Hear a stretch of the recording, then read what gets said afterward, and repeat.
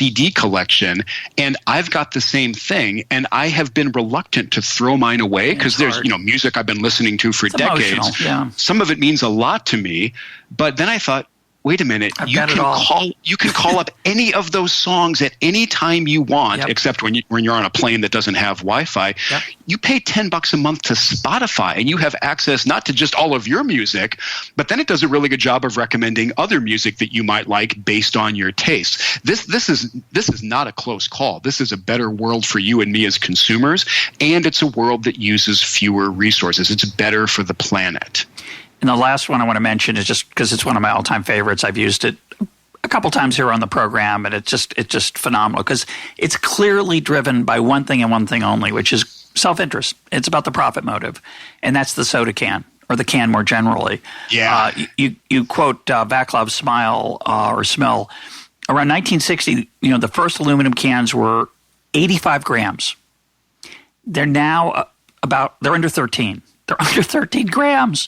Just between 1972 and 2011, it's about a 50% drop in the amount of aluminum that goes into a can because of the incredible innovation. Bizarre. How could you make it better?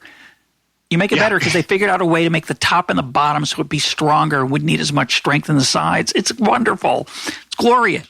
And it wasn't mandated. It wasn't a regulation. It was just self-interest working its way.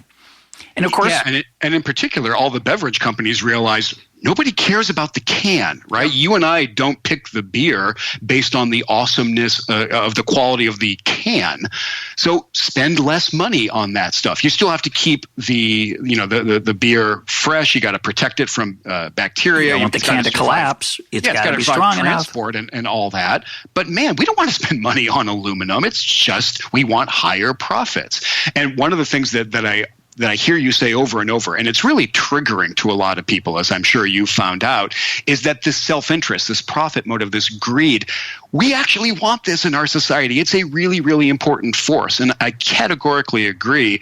And I think the chapter in the book that probably most warms your heart is the entire chapter about Adam Smith, where I try to use his quotes to say, gang, these objections that we've had about markets and about capitalism, these are not new. These are being discussed very intelligently in 1776.